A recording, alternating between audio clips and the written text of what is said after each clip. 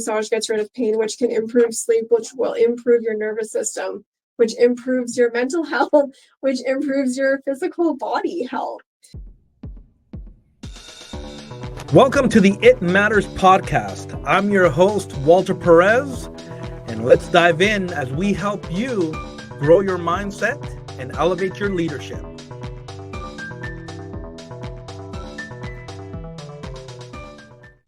Hello, everybody, and welcome back to the It Matters podcast. I'm very excited you're joining me on another episode. Thank you for coming out and hanging out with me. This is the podcast where we talk about leadership, where we have conversations that add value to you and make you better so you can not only lead others better, but you can also lead yourself better, because that is super important. And today I have a special guest, and her name is Talia Davidson. She's not only a personal friend, but she's also a registered massage therapist. And I gotta tell you, I learned a lot from her today, and I am excited to share what we talked about with you, because as leaders, it is important to take care of ourselves, not just other people.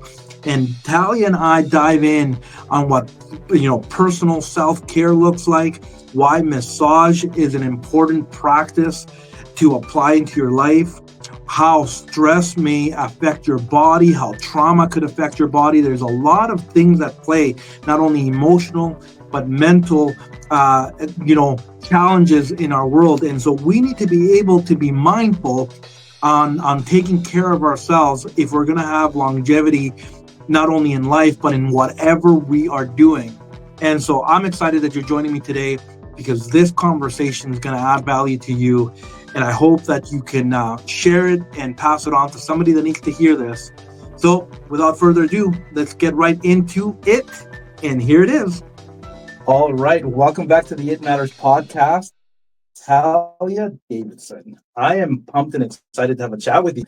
I'm so glad you said yes. And I'm excited for our listeners to get to know you. And I'm really looking forward to this. I think it's not only needed, but it's important. And but before we get into that, I would love our listeners to get to know you a little bit, though. So why don't you tell me or tell us a little bit more about yourself? Well, I'm Talia Davidson, mother of two, wife to a great husband. I got into massage I graduated about 7 years ago. Got into it because I love helping people. And it's a one-on-one, and I love one-on-one. Big crowds, big groups are not my forte, so this was a perfect way to get into the industry and help people on a very basic level. That's cool. Because massage can be misconstrued with only physical benefits, but it has a lot of mental benefits as well. I do want to back up for 1 second, because you're a mother to you have two amazing children, and I say amazing because we've had the privilege of getting to know your children. We know your husband, Kyle. Kyle's one of my best friends, and it's awesome to do life with you guys. And so this is just it's just really cool to we've known you for a number of years, and it's been awesome to just kind of do life together. Yeah, mutual. Yeah, I love it. And it's really neat. How long have you been married? We just had our 10th anniversary. 10 years. That's so cool. So you started massaging right shortly after you got married then, eh? Yeah. With a downturn in the economy in, what year was that? 2018? 16? Somewhere around there. Yep. My job, it was an entry-level position. The only way up was to go back to school, and I didn't want to do that, the school that was required for moving up. So Kyle and I together decided that it would be a good time for me to go to school before we had kids, because it's harder to do once you have kids. Oh, yeah. And it would give me more flexibility in time and money to do massage therapy, because it pays well and you don't have to do a lot of hours to get the decent pay, which was great, because then I can also kind of dictate when I work, which allowed me to be a stay-at-home mom, which is what I've wanted to do forever. So between Kyle's blessing with that and the freedom that it gives me, it was pretty much a no-brainer. I'm curious though, because I love to, like, when we're having conversations like this, I like to pick people's brain a little bit. Like, where did the massage therapy concept come up to you? Because, like, is it something that you had thought about for years and maybe kind of, you stored it in the back of your mind going, maybe one day, or how did that come about? So I worked at a camp for a number of years, and one of the girls there, she just plopped herself in front of me and she's like, Talia, give me a shoulder rub. So I'm like, okay, I had no idea what I'm doing. So I just started doing it, and I could feel the muscles in her shoulders like melt under my hands. And it was an amazing experience. And then I had other camp counselors coming up to me, Talia, rub my shoulders. So I would, and they all said that it felt amazing. So I'm like, maybe I have something here. So it did stick with me for a number of years. Oh, that's cool. For a long time. It's just like, one day I'll go, one day I'll go. But life was going well. My job was great. I loved what I was doing. And then one day I was like, I need something different. So looked into it, got accepted into school, and basically took off from there. The cool thing about that is that sometimes we feel like we got to stay stuck in a specific lane. And we're afraid, if I can use the word, pivot or adjusting along the way. And you're a great example of that, right? Like, hey, seasons change. You were just newly married, right? You didn't have children yet. It's just you assess the season you're in, and then you kind of go, okay, why not? Why not try this, right? Yeah, exactly. Kyle had gone through his own career change after his knee injury. Right. So it was like, it just seemed like a good time to just mix up the whole box. Oh, that's awesome. No, that's cool. And I mean, now, in hindsight, you look back and you go, well, that was a good decision. Like, yeah, it was a great decision. Yeah. And I've been at the same location since I was a student therapist. So it's been a really good thing for me, for us. Yeah. You were mentioning that, you don't like big crowds and all that. So, like, when you were growing up, was that just kind of like, you were always kind of keeping to yourself? You were more just kind of more of a tight group kind of person? Like what? Yeah, I had my besties, and that was kind of who I hung out with. If I had my core with me, crowds weren't as bad. But if I go into a room and I don't know anybody, then it's very overwhelming, and I'd rather just not attend. I mean, as I've grown older and matured, if that's safe to say. I think it is. As I've grown as a person, it hasn't been as scary, but I still prefer my small, close-knit groups. Right. Like max 5. You got your number. Hey, max 5. When number 6 comes in, you're like, okay, now I'm feeling uncomfortable. Right? Like, do I know them? If I don't know them, I'm like, Hey, but you know what? I mean, you and I have had conversations one-on-one. We've had conversations in small groups, and you're very comfortable. So I wouldn't have fully known, that you don't care to be in bigger groups. But it's funny, right? Like, our personalities, our strengths come out, and it's you can be very intentional. From my experience in chatting with you, you're very intentional when you have conversations, and that's why I'm going to enjoy this because, we get to be on point and be on purpose, right? Yeah. Oh, that's cool. Yeah, I like that. That's interesting too, right? Because in massage therapy, it's just between you and the client, and you get to just focus. And I don't know if it's if you have conversations with your clients typically or not, or how does that work? It depends on the therapist, and it depends on the client. Some therapists, they like it complete silent, and some don't. Some are in the middle, some are over talkers. That's kind of the beauty of the industry, is that you can find a therapist that works for you based on personality and technique. I tend to be a little bit more engaging than some therapists. Okay. And it has attracted my flock, so to speak, my people. They come, they enjoy the massage, they enjoy the conversation. Some of them, they don't like to talk, so I've just decided that's okay. If they don't want to talk, I don't have to talk. But I find a lot of people, when they talk their thoughts out, they talk their stress out, which allows their body to relax and get those knots out, and the muscles just heal better. Some people, they just like to come in for the R&R, don't talk to me, I've talked all day, whatever the case may be. I don't ask because they don't talk. So they come in, get their treatment, go home, it's fine.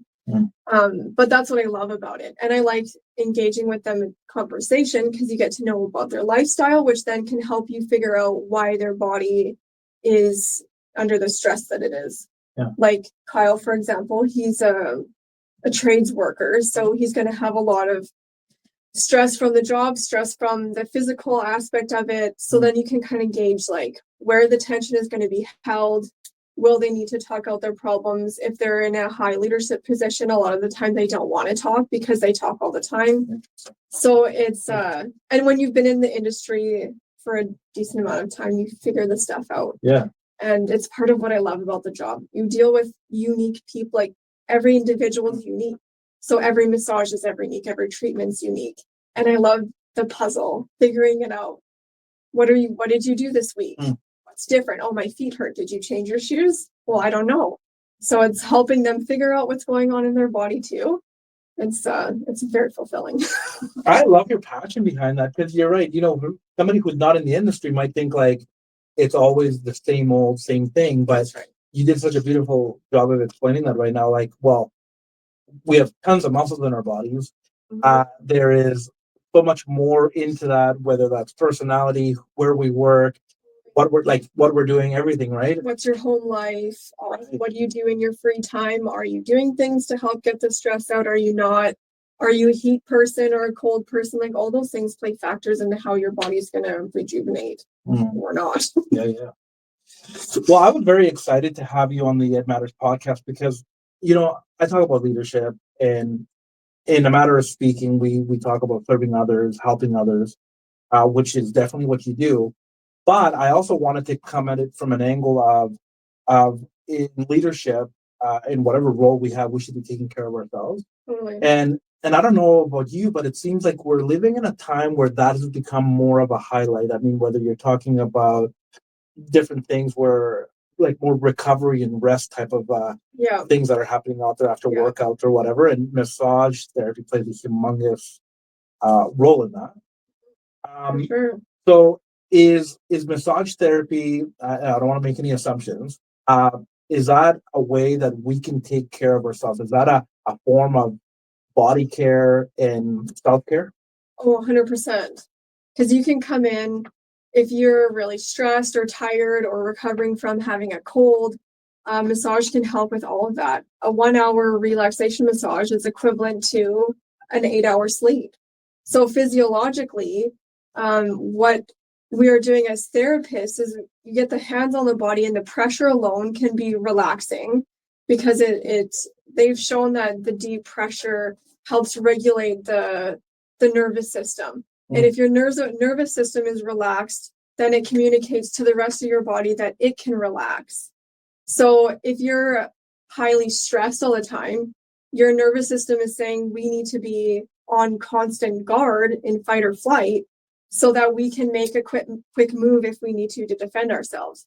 So if you come in for a massage, relax your nervous system, then your muscles will relax with it. And it's when I massage, it's a bit of a hybrid between therapeutic and relaxation, because if you're constantly in fight or flight or high stress, your body's going to be tense. So it is going to need some therapeutic to work out some of the tight spots. But it also needs the relaxation, otherwise the tight spots won't come out anyways. So it's all encompassing. That amazes me. 8 hours of like sleep, you said, right? Yeah. Like the equivalent of 8 hours of sleep. Yeah. That's just amazing. If I could learn how to relax enough. Right. You and everyone else. But no, that's amazing, right? Because how many of us feel like we're not potentially sleeping well for many reasons, right? Oh, yeah. Children, stress at work, whatever. And I want to unpack that a little bit more. But the reality is that we're living in a time where we don't value, well, I was going to say value rest, but in some cases, we don't know how to do it. Totally. Right? Yeah. And so the kind of three words that come to mind when you're speaking about that, I'm thinking about rest, renewal, recovery. Like, is that it kind of hitting on point of what kind of the purpose of massages? And I mean, maybe add more to that if there is more, but yeah, like the purpose of massage is definitely for recovery, whether you're an athlete, whether you're a desk worker, a parent, to just come in and get someone to take care of you for a change. Like, I don't know how many times I've gotten on a table to get a massage and I almost like want to just melt because it's like, and almost cry because there's such an emotional release of having someone else take care of you.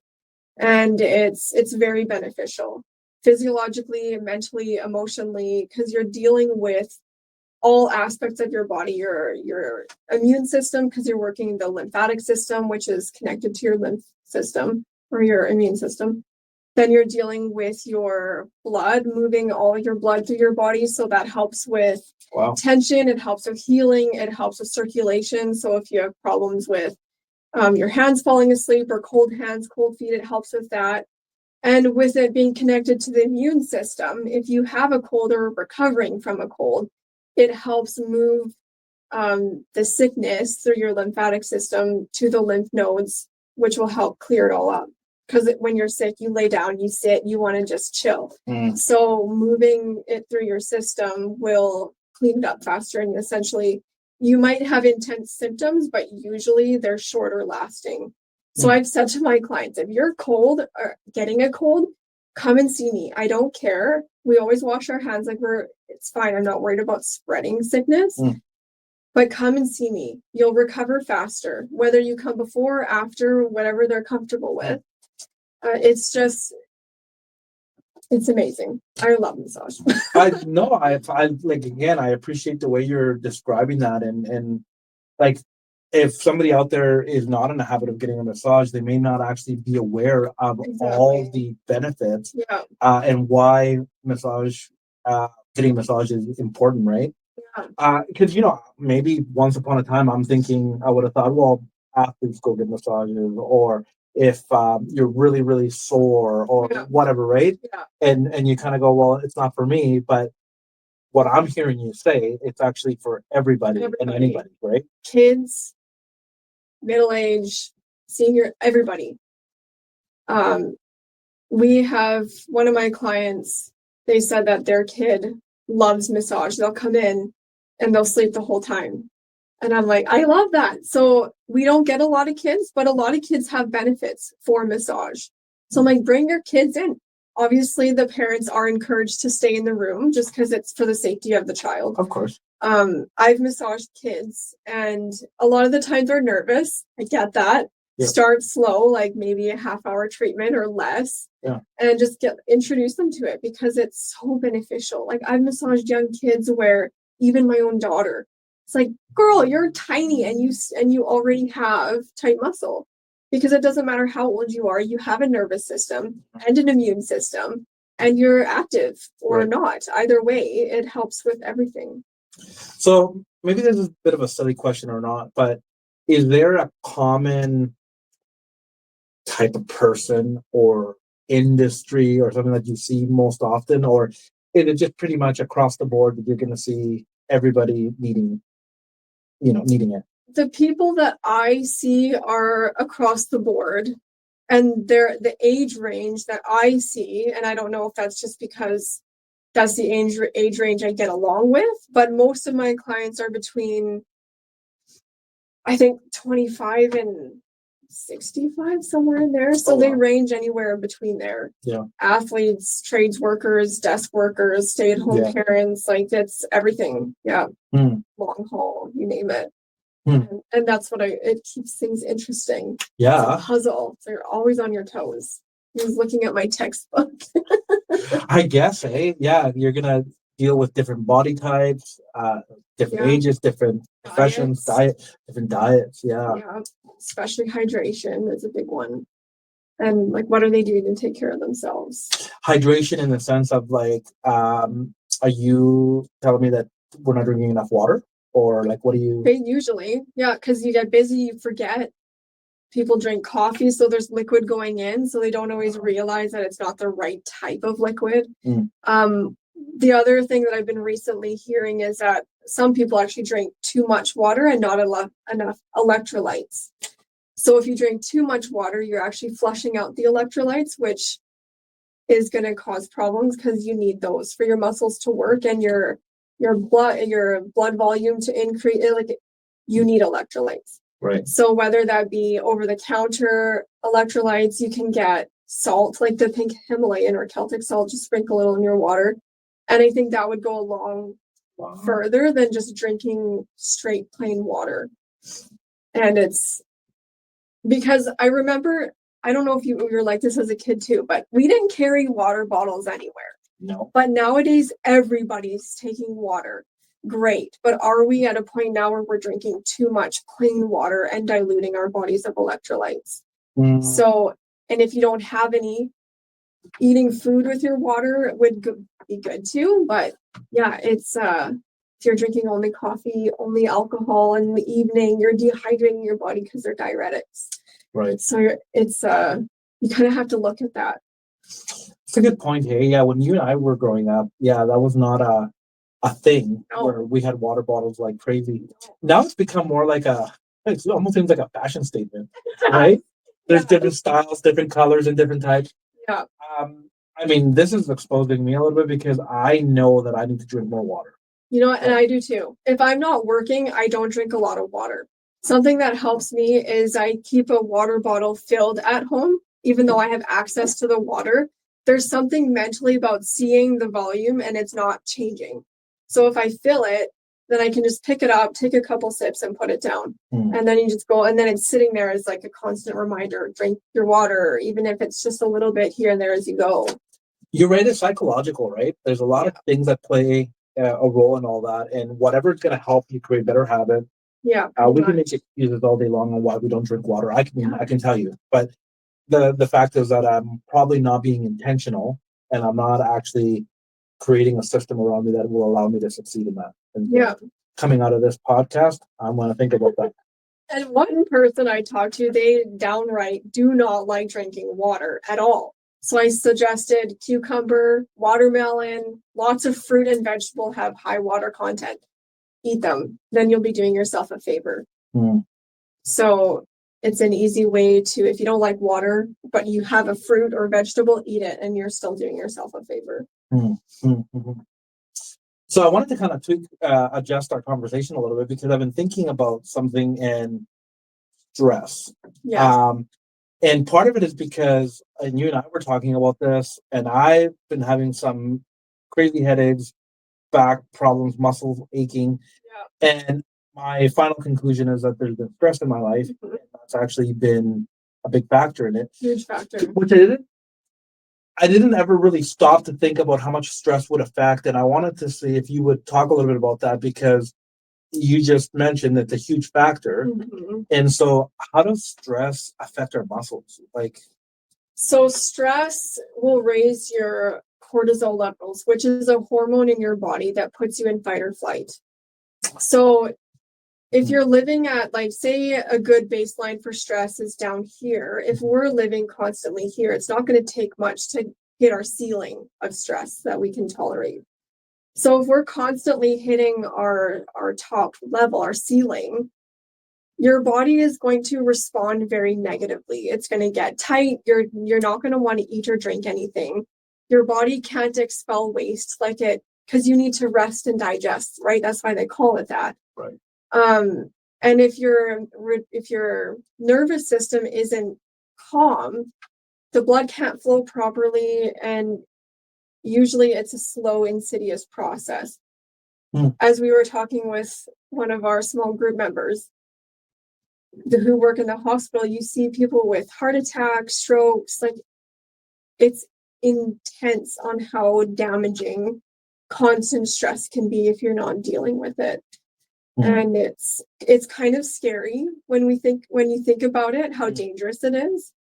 And usually it starts with aches and pains in the body. That's your body's way of saying you need to start paying attention. Otherwise, you're going to end up in a really bad place, or you could end up in a bad place. So when people come in and they're already sore, it's like, okay, good. come in and keep coming in, whether it's once a month, every 5 to 6 weeks, whatever you can do is better than nothing. And the people who don't or can't come in very often, I usually give them home care so that they have stuff to do at home. Because stress, it can be very dangerous. So I'm wondering if we're connecting stress to muscle pain and all that. Yeah. If it by the time it gets to your muscle, like if there was a stress scale, Yeah. if it's at that point in your body, does that mean that stress is getting out of control, or is that more of a warning sign, or what do you think? It might depend on the person, because like everybody's different. But usually it's a warning sign. Like you put yourself under too much stress. Right. You need to deal with this. Is kind of what I've noticed. Yeah. Most of my clients at this point in my career are regulars. They come in for regular treatment just because they've seen how beneficial it is. Because a lot of people, doing home care is a big commitment. Right. Because you have to be committed to doing it.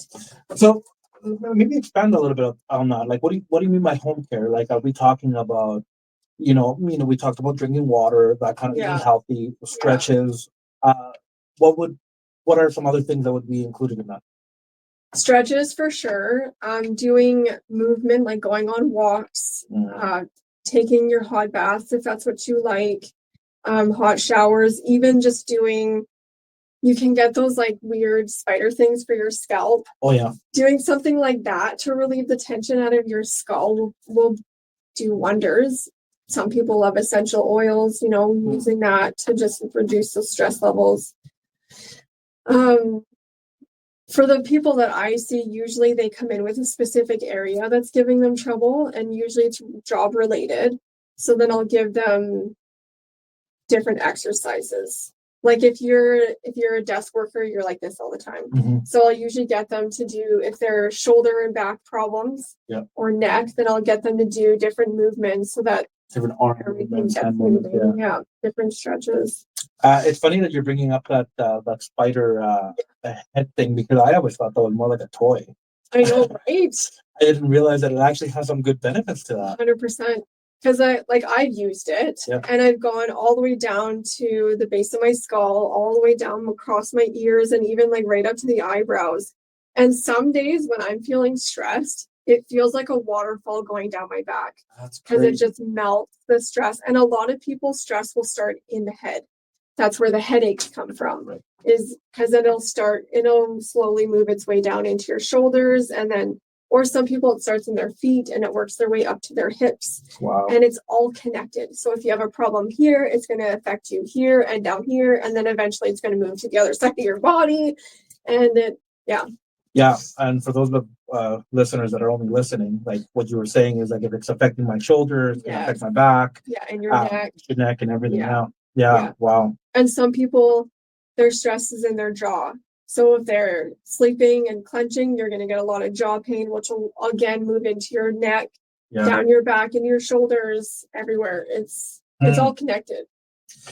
I think what people need to catch on what we're having, the conversation we're having, is that this is not for just some people. Like, it's for everybody. Especially when we're talking about stress. All of us have or are experiencing some sort of stress, and potentially will experience stress in some form. And we all handle it different, right? And there's different things that trigger us to have stress. And so I think it's just very important to catch that, hey, this is for you. Yeah. Right? Yeah. We were chatting a while back about something that really kind of got me intrigued as well. You had mentioned to me that trauma can be found in the muscle, or how did you say that? Yeah, so trauma can be stored in the body. Yes. And a lot of time it's actually your organs that it's stored in. But from there, it can be stored in your shoulders, it can be stored in your hips is a big one, hips, glutes, which are your butt muscles. So if you're dealing with trauma, or if you have experienced trauma and haven't dealt with it emotionally and mentally, it can stay in the body. And sometimes you actually need to treat all three to fully release it. I don't know a ton about it, but that's kind of what I have gathered.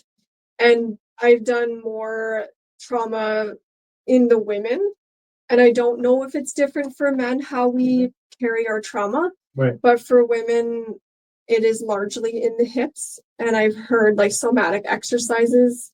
I haven't done a ton of it, but I did try it one time, and it was a hip exercise, and it's supposed to unleash built up trauma, and they anticipate crying because it just releases it. So I'm like, this sounds hokey, but I tried it anyway, and sure enough, I'm like, I cried for about 10 seconds, and then it was like, oh, I feel lighter, brighter. I'm like, that's because you're releasing something, right? Yes. Yeah. Yeah, because if you feel like you've dealt with it mentally and emotionally, sometimes you need to deal with it physically for it to feel like it's actually been dealt with. Because the body remembers. There's books written about that. The body remembers or doesn't forget, or I don't remember the title. Yeah.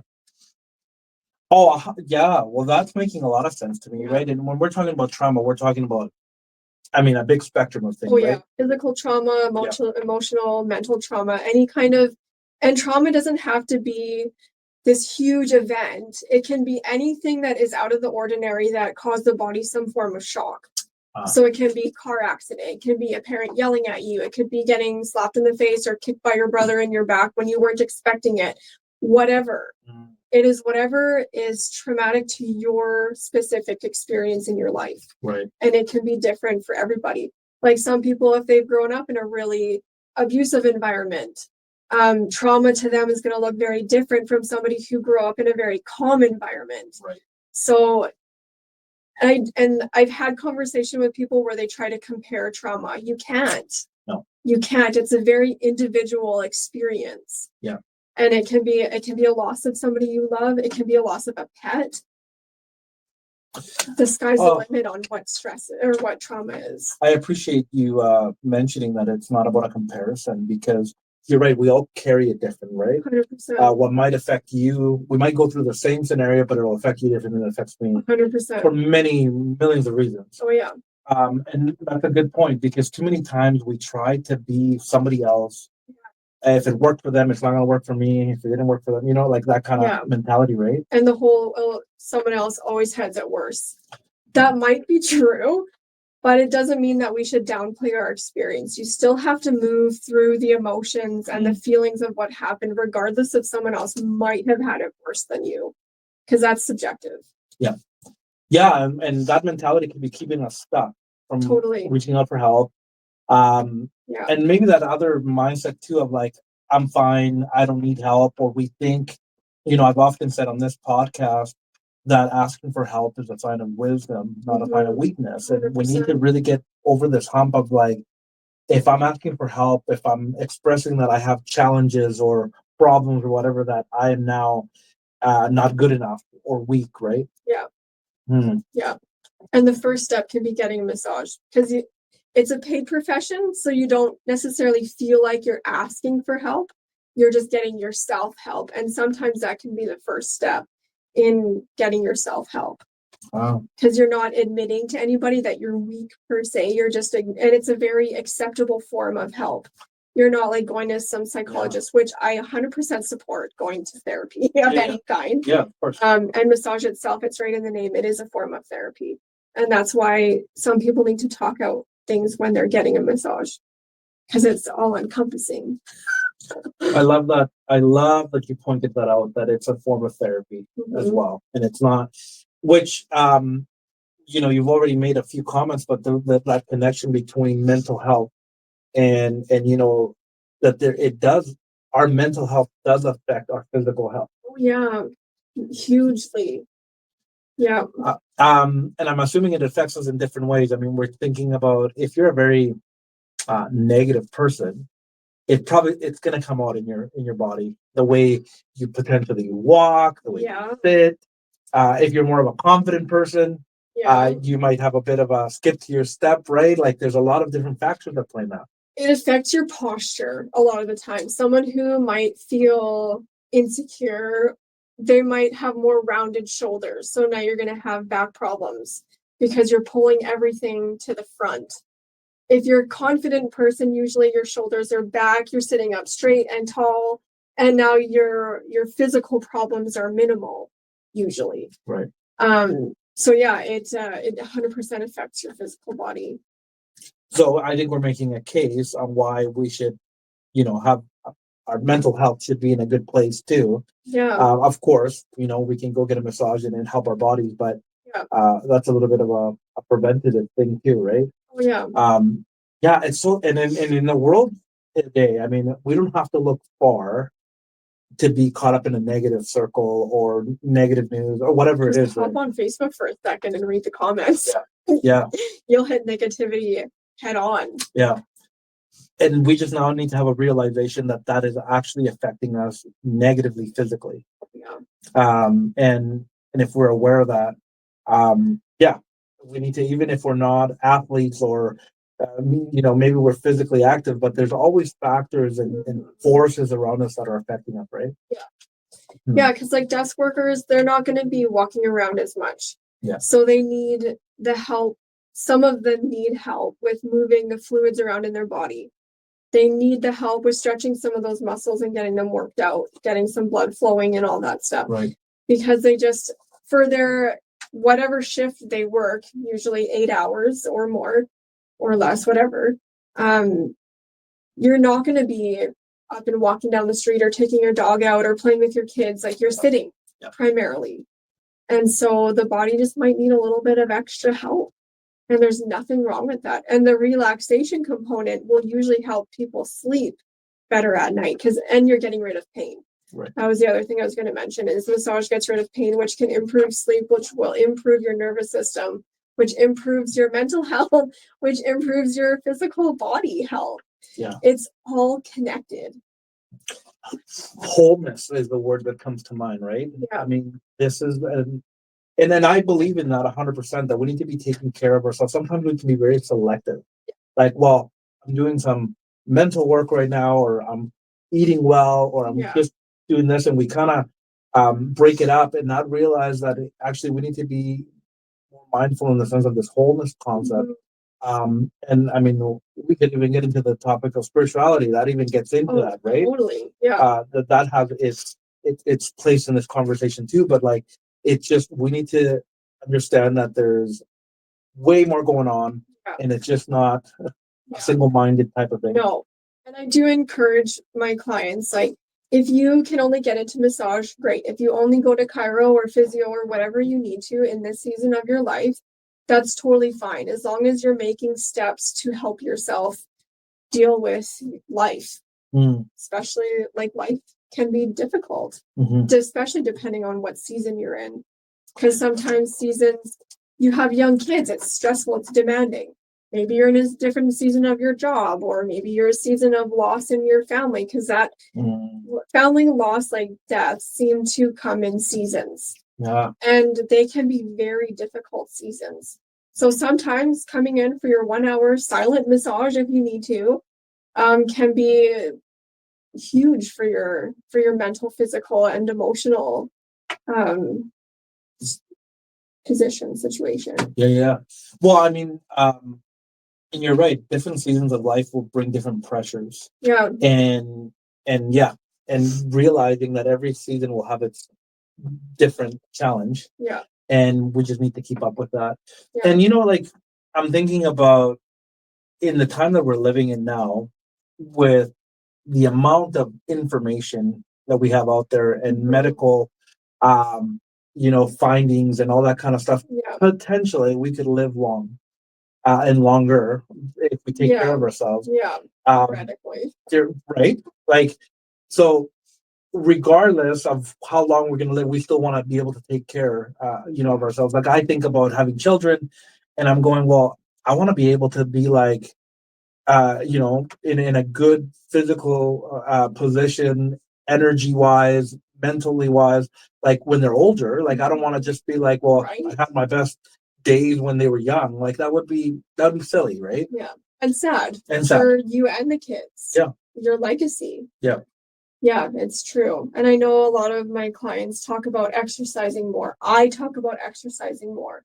But in some cases, if your muscles are too tight, they can't work to their optimum anyways. So then you get fatigued faster. And if you're not keeping up with hydration, you can get fatigued faster, because keeping your body hydrated will increase your blood volume, which will increase your healing time, and it will increase the capacity of which your muscles can actually function. I feel the need to maybe kind of say right now, if somebody's listening, we have people from all walks of life, all types of leaders listening to this podcast. And I feel like there might be an excuse out there that might come up and be like, I'm too busy. Yeah. And I feel the need to say right now, like, you got to stop being too busy and you got to take care of yourself. You do. Or you'll be forced to not be busy. That's right. Right? Yeah, because your body will tell you. If you're not listening to your body's cues, it will put you in a position where now you have to deal with it. And now you're probably in a chronic position, which now treatment is going to take that much longer to get you out of that. Right. So if you're listening to your body and you're feeling sore or tired, or like physically tired, not mentally tired, because that's a different tired, you should be listening to that and taking care of that. Because I have clients that come in and they're already in the chronic stage and they're like, I should have come in sooner, shouldn't I? I'm like, yes, but I'm glad that you're here now, because now we can at least start removing some of that chronic pain, get you on the right path to healing that. So it's better late than never, but yeah. Well, yeah, I was going to say that, better late than never. Like, just stop for a moment. Yeah. And this doesn't have to be a guilt, shame, No. pointing fingers. Like, just stop and change. You can change today. Like, just, you can start walking a different direction just by turning around, right? Yeah. Doing a 180. Have a pause, listen to your body, ask it. I mean, you can ask it, but that sounds weird. But just take cues, like from your head, work your way down to your toes and see if there's something that maybe feels a little stuck or whatever. Well, you're saying ask it, but I'm almost like, listen to it. Yeah. Right? Like, it's telling you things. It is. We all know different areas in our bodies that are not functioning the way we would like it to function. Yeah. And so stop. And I'm thinking too, like, there's high caliber leaders that all they do is think about others, and which is a great attribute of serving people, right?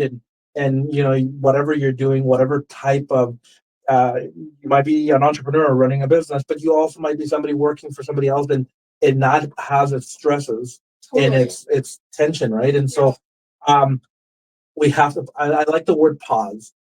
Let's pause and let's just you're not being selfish. No. By looking inwards a bit and going, okay, especially if you have big dreams and if you have big aspirations, right, and you're ambitious and you want to get certain things done in life, or maybe as simple as you want to be there for your family, well, it still requires you to be there and to be taken care of. Exactly. And it's not to pause and listen to your body and take care of yourself isn't to say derail the life you have right now, completely rearrange it and do something different. It's just I've heard the term, find your pockets of time. If you have on your schedule, you see you have an hour or two a week, book yourself in for a massage, go home and do a workout in your gym or whatever it looks like to you as an individual, you can get it done. Some people are morning people. Do it in the morning. Some people are late night people. Fine, do it at night. No one is here to tell you that how you get it done is wrong, as long as you're getting it done.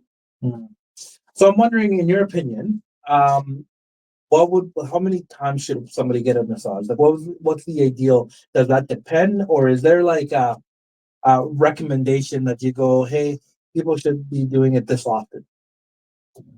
So if I were to make a general suggestion, it would be between 3 to 5 weeks. But within that is going to be dependent on the individual. Right. So if I were to make a blanket statement, I would suggest between 3 and 5 weeks. If you work a physical job, maybe a little bit more. And the other thing too is that when if you go for a massage, you don't have to get full body. You can get just your upper body. You can get just arms, just legs.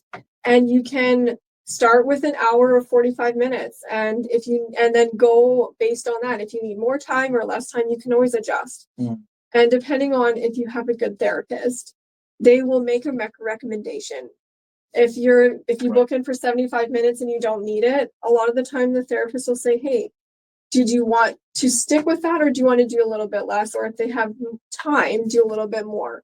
Like there needs to be that conversation.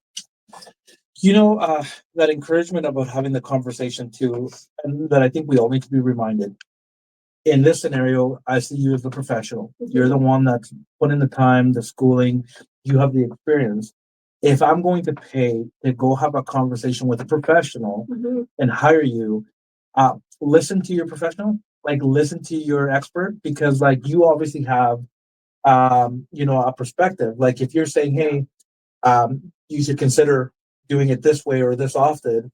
I'm really feeling the need to encourage people to get out of their own opinions. Yeah. And I'm not the expert, and that's why I'm coming to you, right? Yeah, exactly. And so, yeah. And I have had clients come in where they're not as open-minded as others. Right. And you just have to work with that. If they're dead set on only coming in for a certain period of time, then you just have to work with that. Yeah. And that's okay too, because people, they're going to do what they think is best. And at the end of the day, that is important. They need to feel like they're doing what they need to do for themselves too. Right.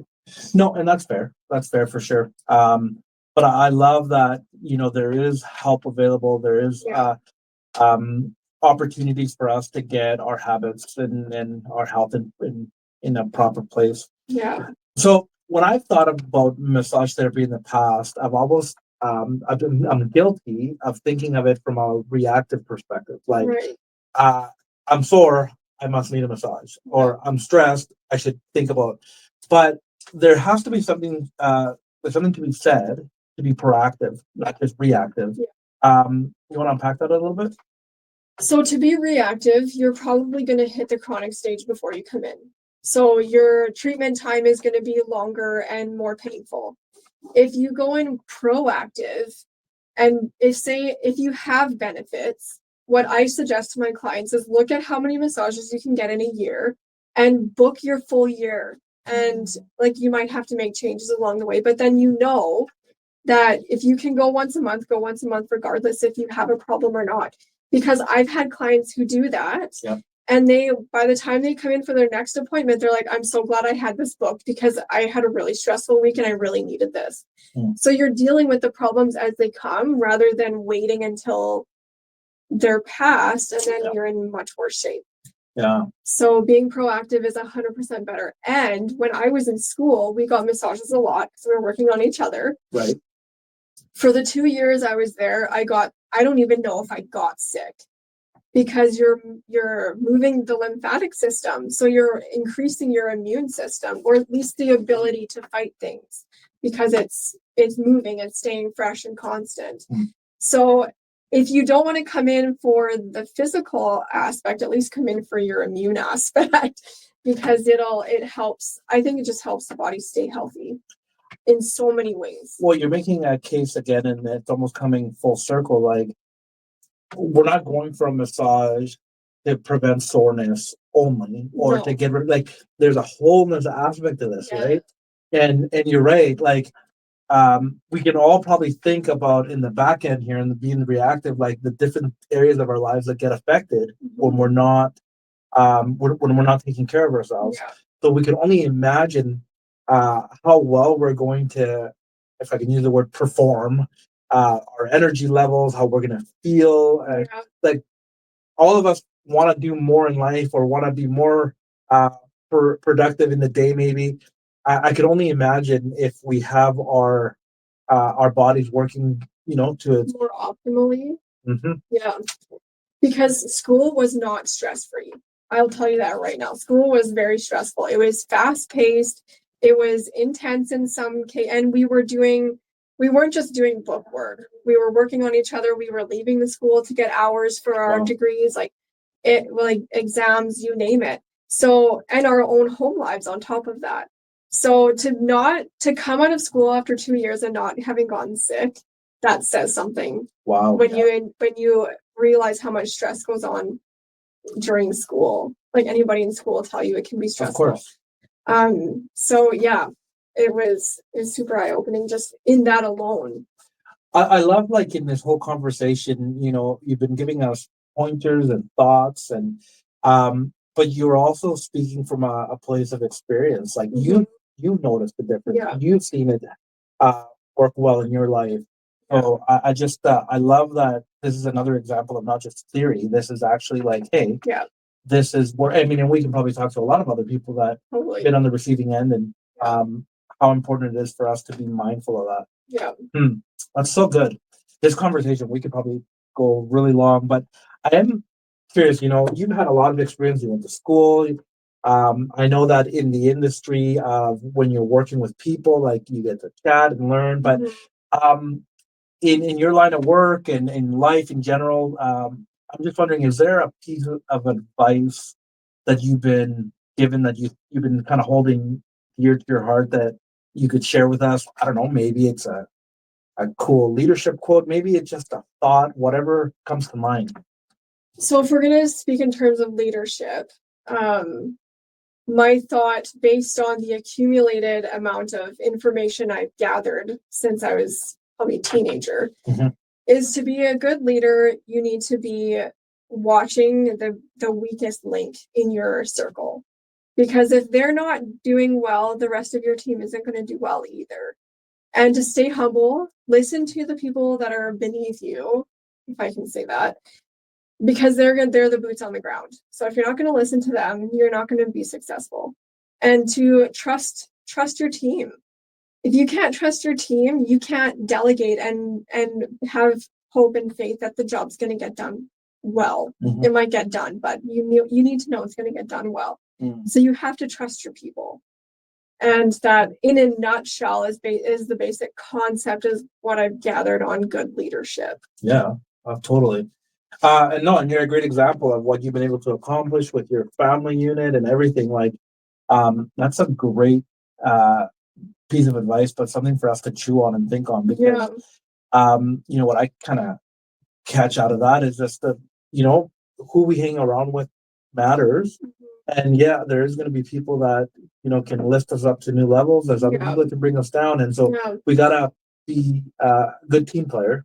Right. And listen to people around us, and be careful in that process, we get to figure out who we should listen to and not. That's right. Right. Like, if I'm going to circle that back to my work environment as a massage therapist, I can very trustingly, if I'm busy, I can tell my clients, you can see anybody in this clinic and you will be well taken care of. Of course. It's going to be a different massage because we're all different therapists, and that's fine. But I know they have their best interest at heart.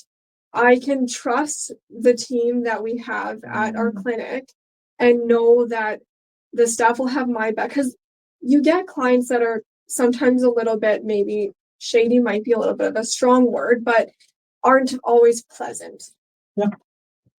Now, sometimes it's a personal thing, and sometimes they're just actually not good clients to have.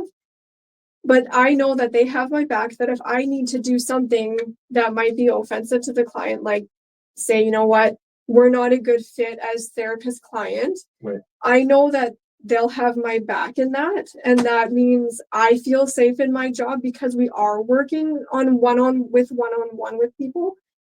I can know that if something happens, they'll have my back. And the client knows when they come in that because we're a well-fitted team and we trust each other, that they'll have the best care too. And that goes right from our receptionist all the way up to the owner. Like, we have an amazing team out there, and that just makes the job so much easier. Just a great reminder, just because you are the service that you provide is one-on-one, but there's still a team environment 100%. as a whole. And I just feel, from what you just said, I feel also the need to say that if we're out there and we've had a bad experience with a massage therapist or with whoever, that doesn't spoil the whole basket, the whole fruit, right? Like, not at all. Like, we need to be mature enough to say, okay, I can go and check somebody else out, talk to somebody else, get help somewhere else. But that doesn't put the that doesn't discredit massage therapy. Exactly. Right? And so, and sometimes, like, even within the same clinic, you can have a therapist that maybe isn't your cup of tea, but the other therapist might be, because we're all different personalities, different techniques, different vibes, different everything. But maybe if it comes from the top down, maybe you just need to find a different clinic altogether. And that's okay. 100%. It's 100% okay. And that's what I tell my clients. Like, if they're new, I'll say, you know what? If this isn't your cup of tea, find another therapist. That's the beauty of the industry, is that you find your person and just stick with them. I love it. If you trust them, that's the biggest battle, really. So good. Okay. So you're on the It Matters podcast, and I love to ask all my guests this, and that is, what matters to you right now? Now, you told us a lot today, and I know you're very passionate about massage, which I love, and it's excellent. Is there something else in this season of life, like, where you're at right now in life? Is there something that really kind of sticks out? It's kind of a twofold. Okay. Firstly is obviously my family, but within that is myself. I need to make sure that I am operating in the best capacity I can to serve my family. And in the last year and a bit, a lot of it has been self-growth. If you've never had kids, you don't realize how much they will grow you if you're willing to grow. And that has been the case for me, because I like to grow, and they have grown me in so many areas. When Kyle and I got married, yes, there were things that had to be worked out. And when we had kids, I'm like, I'm feeling okay with where I'm at in life. And then we had kids, and I'm like, oh my gosh, there's a lot of growth that needs to happen here. And so that's been a huge part of my mental space, is taken up by, am I in a position where I can serve my kids the best, so that when they look back on their life, they can say that they had a good childhood? And I know that's subjective too, but I want to be able to raise them in a way that they can overcome hard things, because mom and dad were there to tell them they could. Even without me holding their hand, they can make decisions, and they have the truth behind them to help them overcome hard things, because it's going to come. I love it. And it can come from an early age. It might wait till they're older. So in order to be able to do that, I have to work on myself. I have to grow. I love it. I love how you're a huge advocate of growing, of self-care. And, on this podcast, we talk a lot about growth and all that, because it's important. And just how you've advocated for self-care, it's where I wanted to take this conversation, and I'm glad you did, because we all need to be reminded that it's okay to stop, pause, and figure out how we need to care for ourselves, and then invite people into that, right? Like, if you're married, you're gonna invite your husband, your wife, your kids into that, other family, friends, inner circles, right? And sometimes it might change depending on what season you're in. Because I've had friends that are really suited towards one season, and other friends will come in and suit different seasons. Have they been my friends the whole time? Absolutely. Of course. But you will lean on other people because of what they offer in that season of life. Well said. I love it. This has been a great conversation. I've enjoyed this very much. I do want to give people an opportunity to connect with you, if that is possible. So if they wanted to reach out to you or stay in touch with you, how could they do that? You can always look at my LinkedIn. It's pretty... I don't have a family stuff on there, so I don't mind people reaching out to me from there. Everything else is pretty private. Or you can always go to the website where I work, is Rippling Waters. I think it's .com or whatever. If you look up Google Rippling Waters in St. Albert, it should come up. We'll put it in the show notes so people can see that. No worries. Perfect. Yeah. So it's an online booking system, or there's reception. And I did want to mention too, for people who don't have benefits, we have student therapists who are always looking to get more experience and more hours. I know the one that we have there right now is very good. I've worked, like, we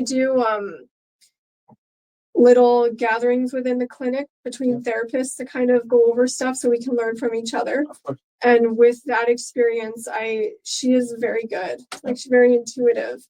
And they're usually about half price. And the reason why they're great for people who don't have benefits, because your benefits company won't accept a receipt from a student. Right. So it's that's how I got started, was at this clinic as a student, and I had people come in. Some of them, my clients, have been with me since I was a student. That's cool. So it's amazing. Yeah.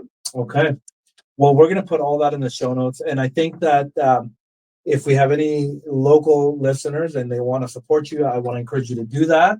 But if you're not from around here and this episode has been informative and has given you some wisdom, use it to then go find a therapist in your area. Yeah. And if you have questions, if you have, if you want to, make comments to about our conversation, I encourage you to do that. Please share this episode. I think, as I often say in every episode, like, you probably know somebody that needs to hear this. Yeah. And so if it's not you, then pass it on and bless somebody, and help us grow this message and pass this message along. Yeah. And you can leave us a comment, you can share, and let us know what you thought. And if you have a comment for Talia, you can pass it on to me, and I'll make sure that Talia hears about it. But I appreciate you very much, Talia. This has been really good. I appreciate your family. Like I said, you guys are amazing friends, and this has been a great conversation. Thank you for bringing so much wisdom and insight into this topic. Yeah, thanks for having me. It was fun. Well, on this podcast, we want to make people better. We talk about leaders, but in I believe if everybody's the leader. And so we're just trying to add more influence to them and give them more tools to live life out there. Because around here on this podcast, we love to say that it's a win-win when the leader leads well. Yeah. And I think that's what we did today. Okay. All right. Thanks, everybody. Have a great day, and we'll see you in the next episode. Bye for now.